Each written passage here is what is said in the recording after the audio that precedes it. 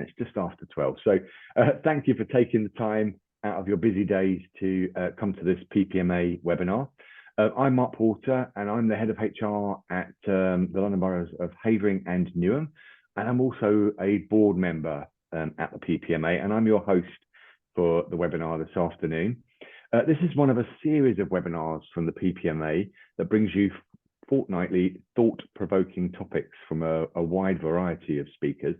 And today we're delighted to be joined by Alex Taskin, who's Managing Director at Passe, Partout, who is going to talk to us about their new white paper on the new social contract in local government, and talk us through the extensive research that's been undertaken to unpick and understand current UK workforce dynamics. So Alex is going to talk to us about the in-depth interviews that were undertaken with 151 local government leaders, and they've generated some startling insights that are all analysed in that new white paper. So I don't really want to spoil Alex's thunder, so welcome Alex to the webinar this afternoon. Just a couple of housekeeping things before we start. The session's being recorded so that anyone that can't attend today can watch on catch up. But don't worry though, only the presenter, so Alex and me, will be visible on the recording, and you can keep your camera on if you want to as well. That's not a problem. And also, just a further bit of housekeeping, can I ask that we all turn our mics off during the presentation, and then we will have opportunity for questions at the end. Although if you want to, please do add questions in the chat as we go along, and then we can pick those up from there too. So looking forward to hearing all about what Alex has to say. So Alex, enough from me, over to you. Thank you, Mark. I'm so delighted to be here. It's my second time coming along to the PPMA, but the last time was way before COVID. It must have been something like 2017. And at that stage, I was coming along and talking to people about something that we had going, which is called Personal Best. But today, I'm here to talk to you about the new social contract and that piece of research that we've done. I'm so passionate about this subject, and I've got a lot that I'd like to talk to you about. And we've only got a short amount of time. So I'm more than happy to take any questions. I'm more than happy to come and talk to you at any later stage about some of these things. It's so important, or my belief is it's so important, particularly in the world that we find ourselves in. Before I start showing my presentation, just want to tell you a little bit about Passe, Partout. So we're a medium-sized consultancy. We focus on three things. We look at leadership, we do coaching, and we focus in well-being. And the new social contract, I think, embodies all of that. We had an interesting COVID. It was one, like most people, hugely challenging. We work a lot in the public sector, and we were very challenged by the organisations we were working with. We did a lot around well-being, and we did a lot around supporting people with leadership circles to get people having conversations, and we actually won a couple of Personnel Today awards. And that really was the route that got us thinking about this new social contract. So I'm going to show you my presentation. If you can just bear with me while I find it for you. Here we go. Please shout or pop it into chat if you actually can't see that presentation. Okay, so what would I like to cover today? There's a number of things, and here is the agenda for today. So I just wanted to welcome you all and introduce myself, but the main content is looking at these things on the screen there.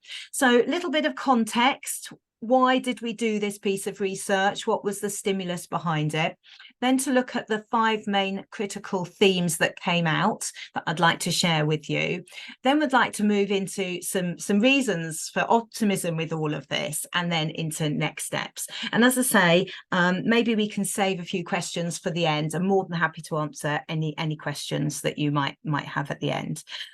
It's really great to see so many other people talking about this subject now as well. And I believe, I'm really passionate about public service, and I really believe that local authorities could be the starting point for really changing the way that we do work. I know that you'd already have done a lot of that changes, but I think there's more room to absolutely be leading the way in all of this. So why did we do it? What was actually going on? There were some significant global trends. We all know them. We've got strikes, we've got wars, we've got cost of living going through the roof, we've got volatile markets, we've got refugees flooding across borders. The macros are very startling. And post-COVID, we really started looking at this. We started thinking, what is the world going to be like? How's it going to settle down after all these challenges?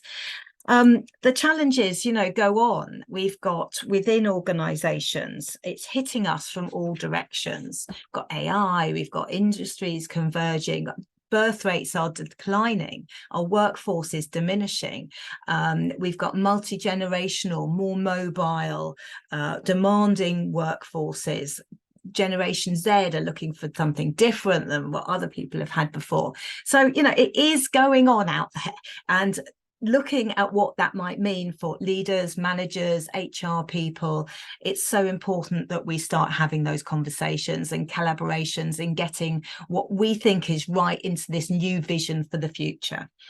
We used to talk about VUCA. I'm sure many of you can remember that talk about VUCA. It was volatile, it was uncertain, it was complex, and it was ambiguous. Well, I think we've actually moved on to BANI, which is something which is even stronger than VUCA. We're looking at organizations which are brittle. They have people within them that are anxious. The organization might even kind of have that anxiety traits itself. They're non-linear. Things don't hit you in a linear way. They're all over the place. And sometimes they're incomprehensible. So I think from that 1980s kind of Cold War VUCA approach, actually, it's got more complicated as we move into this kind of BANI world. And that gives us this backdrop in terms of why we did some of this work. So as Mark said, we went out, we got people to talk to us. We did 43 telephone interviews. We did 5 build-a-thons. And in total, we spoke to 151 leaders and managers across local government from right down south in Cornwall, all the way up to Newcastle. We actually saw people from all over the place. And we wanted to know what was really going on for local authorities. We wanted to know what were the critical pressure points, what was happening for leaders and managers, and where was the scope to actually make a difference? Where was the scope to make some headway? And what we came out with were that there were 5 critical challenges that really struck us from this research when we started analysing it. And those look like this. We found that people were struggling with hybrid working. And what was the balancing? What were the blended approach to hybrid working? How were they going to balance that out? We found people were really struggling with personal and organizational capacity. People are saying to us they just simply didn't have the bandwidth to do what they needed to do. They couldn't get their heads out. They couldn't get their heads out of the sand. It was a real struggle for people. This whole business about well-being and whose responsibility for it came out really strong. And the squeezed middle, particularly, were getting it from every single direction. It felt like we've just got another workforce crisis, but it was a strong workforce crisis that was all around the workforce dynamics. It was all about recruitment. It was about retention. It was about actually just being able to find the people in the first place. That was all going on. And then right bang in the middle of all of this is the feeling of loss of connection. And I think, and as I get onto a bit more detail on this, the loss of connection is all round. It's loss of connection with the organisation, it's with their teams, it's with their self even. So all of these have links across. Very, very big themes all the way across. And I'd like to talk to you a little bit about each one in turn. It's all in a lot more detail in our white paper, which is there for you to have a little look at. We'll put that in chat where you can find it. It's on our website. So please take a copy of that and share it as widely as you can. But the first one here is about the Hybrid Balancing Act. And I must say, I was in a local authority in the Midlands this week, and it really struck me how this writ hasn't gone away. The refuseniks, the people that still don't want to come in to the office, are still out there. And I was hearing about some very powerful examples, and people actually being very stressed and unhappy at all stages around some of these things. So some of the specific issues that were coming out around hybrid working, and the bubbles are kind of what people were saying. So if you can't see people, they're probably not working. I mean, it's unbelievable that people still feel that, but it's very much so. Things that used to happen organically, they now need to be thought through really carefully. What are we doing about our team meetings? What are we doing about how we communicate? During some of the highlights of the crisis, some of the positive things, we got some of that communication working really well. But I think we've fallen into some very poor habits around some of that now. And that's what people were telling us. And this is an interesting one. It's about how do we compensate for the frontline workers that absolutely can't get a hybrid working? What do we do with them? How do we create some flexibility or some parity with some of that? So with what managers and leaders were saying to us was that productivity and performance management is a real challenge. How do we move to that kind of outcome-based model? Are we happy with that? How do people understand it? Have we trained people properly? All those good things. It's interesting about the quiet quitting and the tactical absenteeism.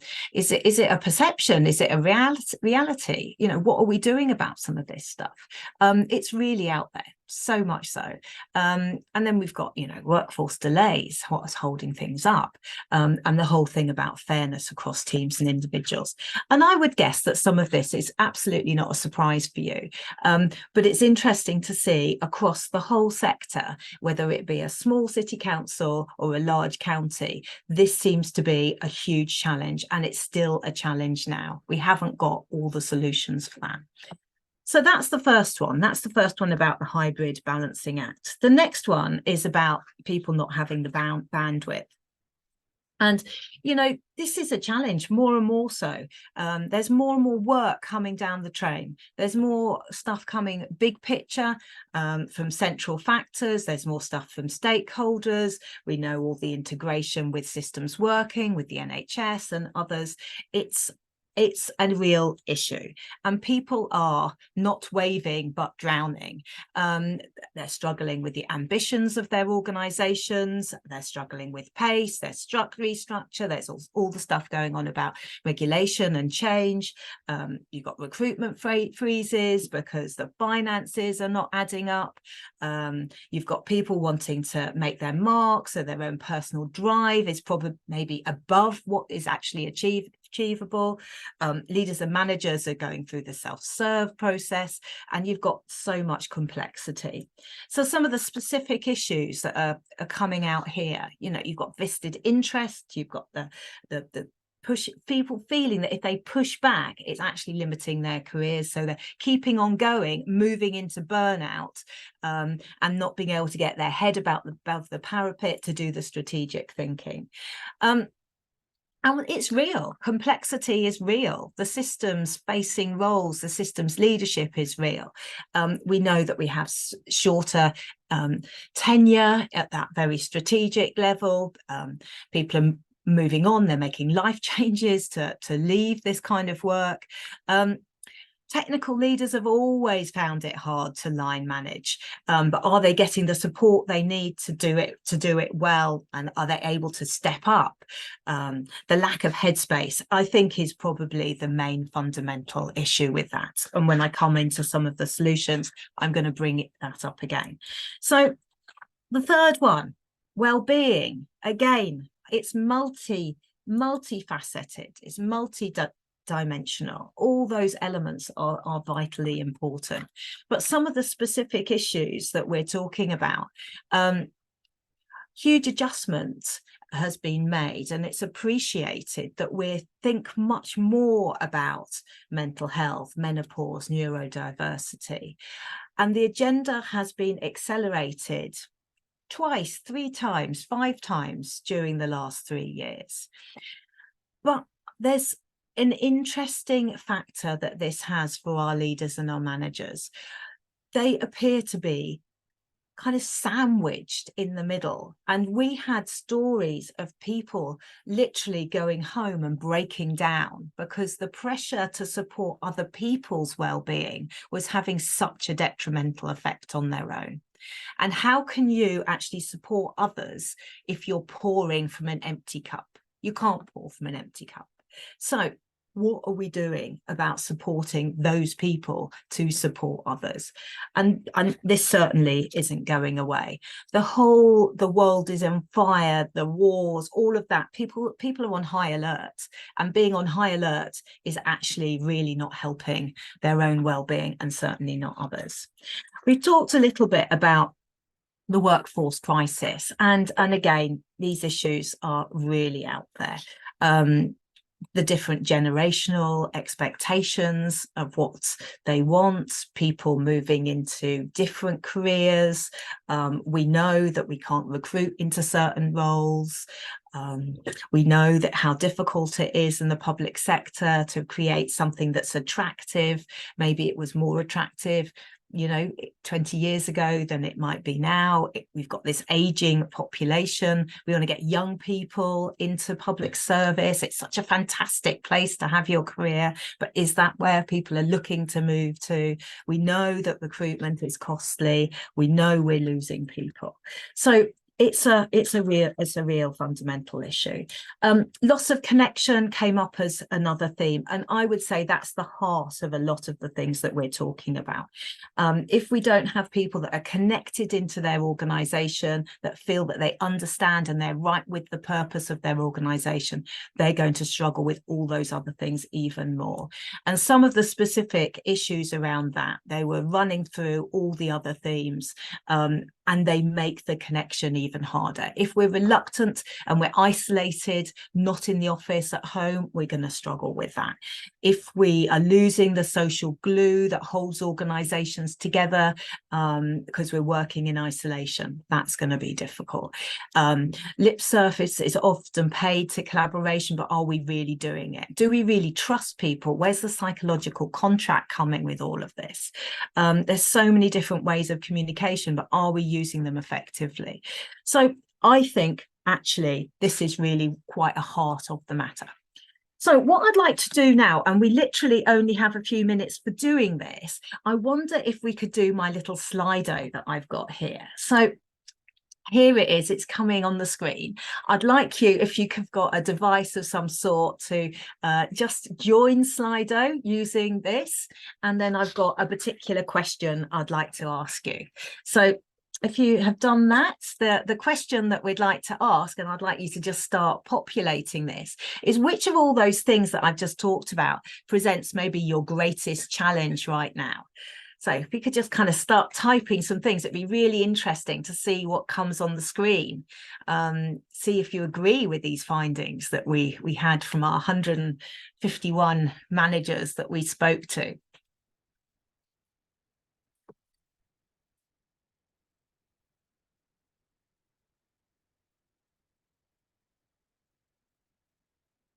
Okay, getting people to work collaboratively, absolutely. And that is that connection, isn't it? Yeah. Do we trust those people? Overload. Workload, burnout, yeah. Interesting, isn't it? Leadership, competence and confidence.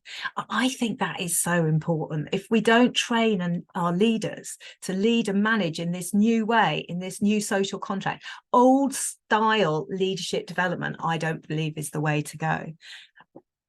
Micromanaging still, not able to get their heads above the parallel. Yeah. Trust in the organization, the psychological contract. Isn't it interesting? So much of this is what we're talking about, isn't it? Recruitment, trust, lack of it. Actually, trust is coming up quite strongly there, isn't it? It's interesting. constant and rapid change. And that's not going to change, is it? I don't think that's going to change. It's about our response to it and how we manage that, because the finances are not changing. The finances are going down, and all of that stimulates all those kind of things that we're talking about. So what I'd like to do, and I'm conscious I've only got 8 minutes or so, and I'd really like to give you an opportunity for questions. And I'm conscious I've talking a lot and need to answer a few questions. So how can we in HR help? How can people that support others help? What kind of things do we need to think about? Well, we certainly know that COVID has shown us we can do it. We can change. We can be different. We can speed up our decision making. We can collaborate. We can connect. We can trust our people. We can give people the social time and the genuine compassion they need. But we need to do things differently to make all of that happen, because it's dropped off. The things that we were doing well, have dropped off over the last 18 months, I would say. And this is really interesting. And again, it's a really good place to go to have a look at some of the work that Gartner has done. And they talk about how people feel. So if we want to surface a new social contract, we need to help people to feel understood, to feel autonomous, to feel valued, to feel cared for, to feel invested in. And to do all of that, we need to create the deeper connections, the radical flexibility, it's got to be radical, personal growth, the holistic well-being, the shared purpose. We need to do all of those things. We need to understand that we're shifting to a person-centered age, and therefore we need a person-centered organization. We're now in an intelligence economy, and if we can try and understand that and move towards that, it will create a different way of thinking. And our focus needs to be on humanity. We need to dignify the value and the commitment to a much more purposeful working world. And local government is in a great place to dignify that kind of approach and that sort of way of working. To do that, I think we need to make sure that we grapple with or grasp all the ways that we can in terms of automating things. Because if we do that, if we make sure that we use AI in a purposeful way and we make decision makes and all those good things, we free up the humans, we free up the people to do the things that they need to do. And I think this could be a real way of unlocking it. I also think that we need to focus on this squeeze middle. We need to get the leadership in at that level. They are the people that I always find it most challenging. The senior leaders most often get it. The first line managers, they're going to get it because it's new to them. But it's the people in the middle that are squeezed from every direction. They're the ones that maybe find it more challenging. And I think we can do a lot in HR to help them. And if we do some of the things, those bullet points, providing the data, simplifying things, providing the connection, all of those things, we actually start giving them a platform to help them be the human-centered leaders that they need to be. We free them up from some fear of getting it wrong. We help them improve the psychological contract, and we help them build on their capacity to actually unlock some of the problems. And I think that enables us to get a different type of organization. So, my closing thoughts to you is, who in your organization gets this kind of different philosophy, this different way of thinking? Can you identify who doesn't? Can you identify who needs to? And can you identify what sort of conversations you need to have to start building that positive momentum to create the humanity back into the way that we lead? And there you go. That's the end of my presentation. I'd just like to say thank you and to take that off the screen. I'm very conscious that I've given only 4 minutes for us to actually answer any questions. So Mark, can you help me to unlock any questions we might have? That's no problem. Listen, if we overrun, Alex, that's not a problem either, as long as people have got time to stay too as well. But no, thank you for that, Alex. I mean, I found that absolutely fascinating as well. And I had a quick look at the white paper yesterday, and had a look through that, and absolutely I've seen that the link is in the chat there too for people, and I would encourage people to go away and have a look at that. Some really, really fascinating insight into there as well. I'll kick off with a couple of questions then as well, just really picking up on a couple of things, Alex. So you talked there about those frontline workers and how we think about compensating those as well, because they just can't get that same flexibility there as well that, you know, perhaps other I can't get my words out, others of us have in our day-to-day work now. It's just expected. So how, you know, any tips and hints there about how we might be able to sort of compensate those frontline workers who just don't have that same flexibility? Yeah, it's so hard, isn't it? I think there needs to be an actual recognition. I think we need to recognize it, and I think we need to be kind of open, honest, and transparent in recognizing that. And I think we need to think differently. I think we do need to we might need to compensate them financially.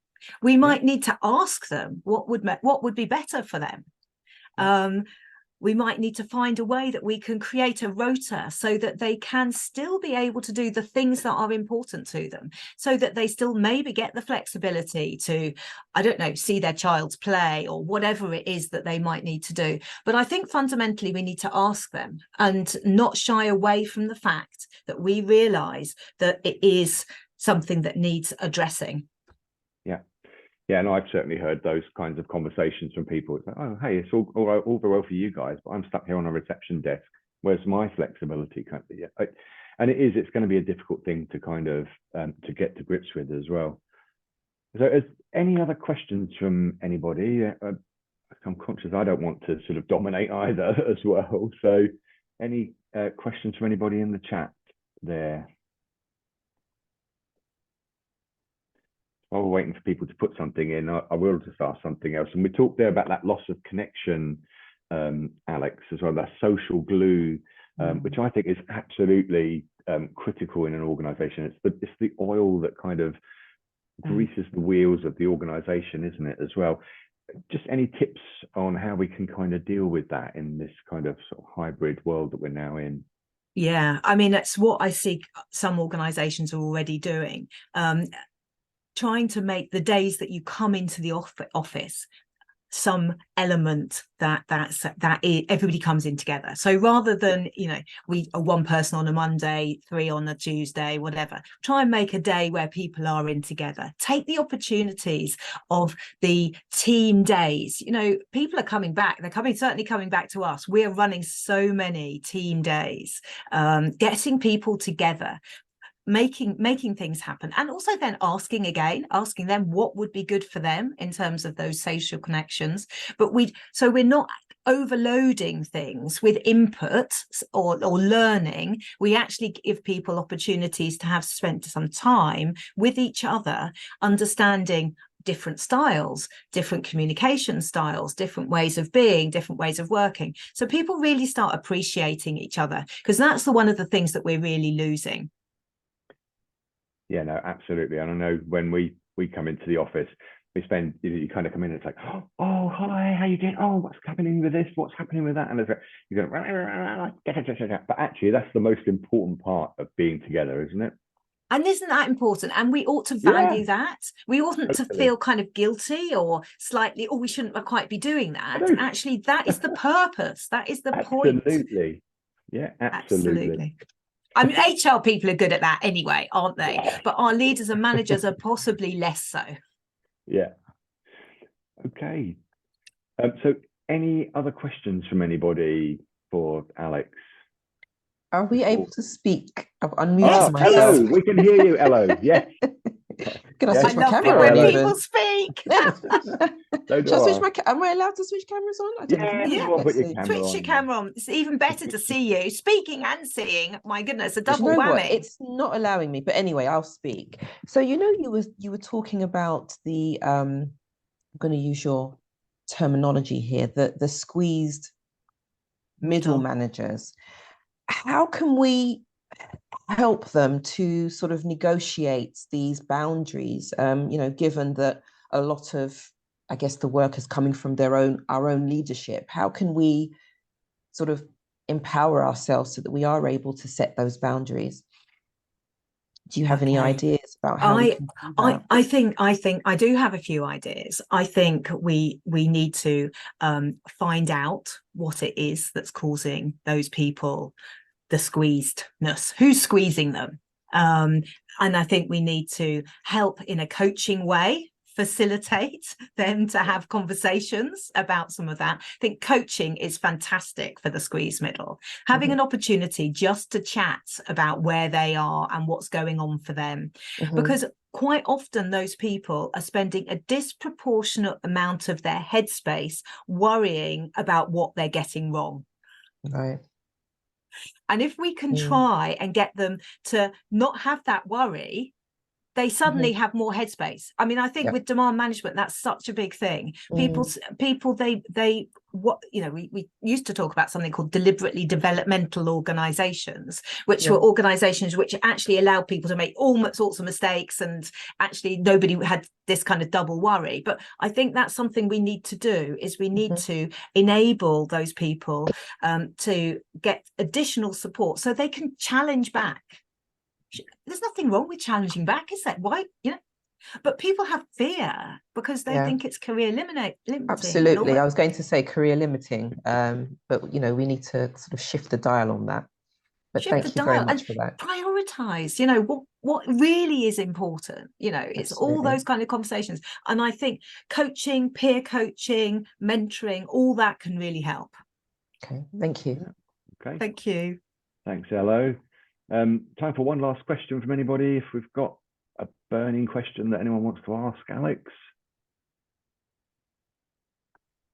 Please come back to me. Please reach out. I'm more than happy to answer any questions. I'm more than happy to come and talk to you if you haven't felt that you've had an opportunity to get to the bottom of any questions. Okay, no, that's great. Thanks, Alex. And so we'll draw everything to a close. We'll say thanks everyone for making the time to come to the webinar this morning, this afternoon. And thanks to Alex again for an excellent presentation. And, I'm sure that certainly has given me lots of food for thought. And I hope that has for you as well, for things that you can take back to your own organization. So thanks again, Alex. Again, the link for the white paper is in the chat, but I'm sure Grace will then put that link out when she sends the link out for the recording of the webinar. We can put that link in there too as well. Just a couple of quick plugs before we go. You may have seen that the date for the next PPMA conference has been announced. It's going to be in Birmingham at the Birmingham Conference and Events Centre. That's just a 2-minute walk from New Street Station. So it's excellent in terms of connections. The conference is going to be on the 24th to the 26th of April 2024. And if you've never been before, it's definitely worth going, and really great value for money for an event of this size. Tickets will be going on sale very, very soon, so look out for those as well. As I said earlier, this is one of a series of webinars from the PPMA. So keep an eye on the PPMA website and the alerts from Grace there for details about our next one. Thank you all again, and look forward to seeing you soon at another PPMA webinar or at an in-person event. Have a good weekend, everyone. Take care. Bye.